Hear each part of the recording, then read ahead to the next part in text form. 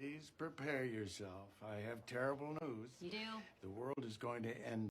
I'm going to die on the hill that I don't think that every belief system that we have around certain concepts are healthy.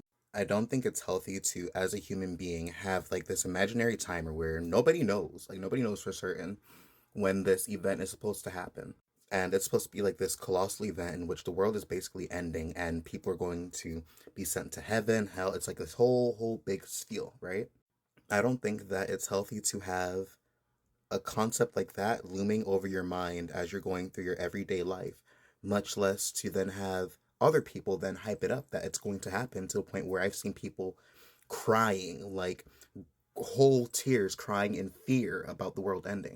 But it's also important to acknowledge that many times when people have religious beliefs, they tend to really believe that their experience with religion is unique to the point in which I don't think they truly understand that there are other religions and concepts and constructs and spiritual teachings where I'm pretty sure they have their own end of the world, whatever that's happening.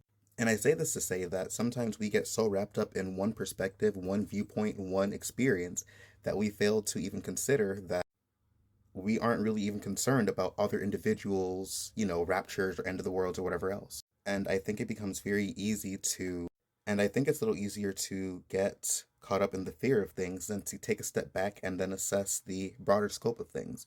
Because in reality, you're not afraid of any other religions or spiritual concepts, hell, the ending of the world or whatever it is. And there are countless different other theologies and perspectives that, say this is an event that's going to happen from their end. So sometimes I think that it's important to take a step back and assess our beliefs because sometimes we are taught things that aren't inherently beneficial to us and we are maybe following these things out of fear. And a high majority of Christians that really are devoted and stuff like that, like one of their biggest responses is just in case. But in that exact same breath, you're not really just in casing for any other God, any other spiritual concept, any other deity or belief system. You're just attached to this specific theology, and that is why you feel there is a need to act out in a certain way. But at the same time, you don't fear anybody else's God. You don't fear anybody else's deity because you believe yours to be the ultimate. And I don't ever want to, again, take the ability that somebody has to connect to divinity however it is. But I think it's important to maybe take a step back and see that other people are living their lives just fine, connecting to whatever divinity that they experience. And it's not inherently, something that is a unique experience to you. And I think, if anything, that realization can be very freeing for people because then they don't have to have this belief that you are stuck to one construct, one belief system, especially when that belief system is trying to tell you that you are going to die or suffer or, your loved ones are going to suffer or the world's going to end. I don't think any of those things are healthy to have in anybody's mind. And judging by the panic that I'm seeing on different creators, like what they're posting, I think that's a really clear way to exemplify that example, that idea, exemplify that example. Is that how you word that? You get my point. But what I'm getting at is I don't think that just because we have the free will to entertain certain things, it's healthy. And just because we were taught that this is the best idea and construct and connection to God, from the perspective that I hold, there would be no loving form of divinity and the experiences of divinity that I hold. There is no form of divinity that would impose something like that onto the human psyche. In my experience, this is all stuff made up by humans, passed on by humans, and passed down by humans. I saw this quote the other day, and I forgot what it was exactly, but somebody said, "Don't you find it curious that human hands are the only ones that can reach into hell?" And that statement's pretty much saying that humans are the ones that made this construct, not God, not divinity, not higher powers, humans. And then through their fear, they spread these ideas. And as the frenzy kind of, spreads, then people are too afraid to even question or consider there being an alternative option.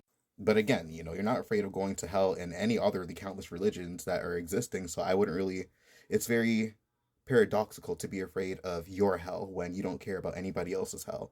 And it's almost unintentionally, I wouldn't necessarily say that, and maybe it's that I'm lacking a better word for it, but it is a little bit of a self-absorbed perspective, or maybe narrow perspective. I don't know the proper way to word it, but to then believe that your perspective, your experience, and your viewpoint is so much more than another individual's that you can simply just dismiss their entire theology and that yours is the only one that matters.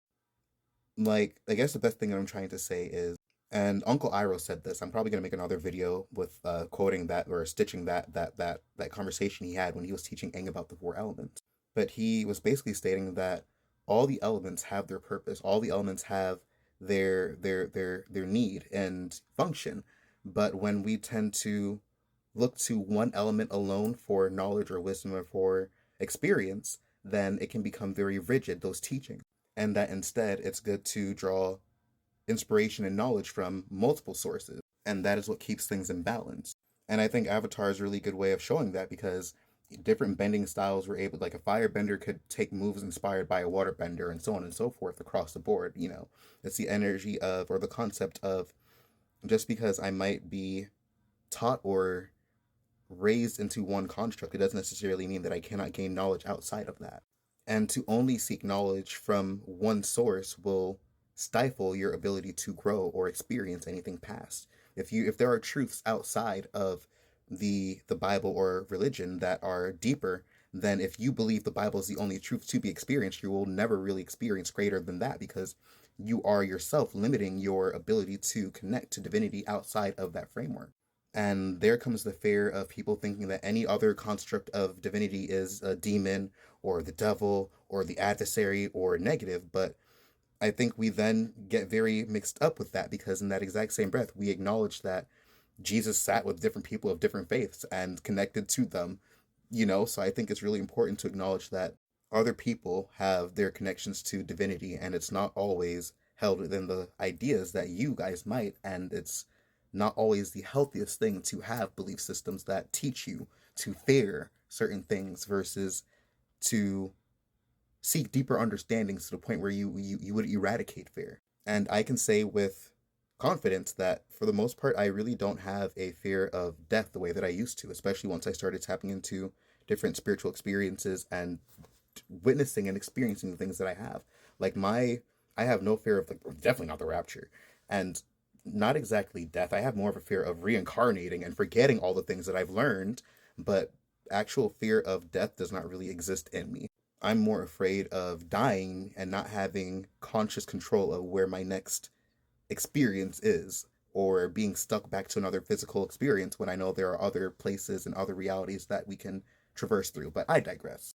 The point I'm trying to make is there are times where we might have to push past fear to get a deeper understanding, especially if we are trying to connect to what we consider divinity. And if you limit yourself to what you are taught, then you might never be able to experience that.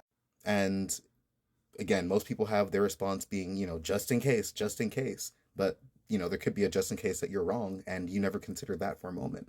Because again, there are countless people across the world who have their experience with divinity. So, with all the respect in the world, it would be very narrow to think that you are unique in the sense that you have the full picture and that your God is the correct one out of all of them.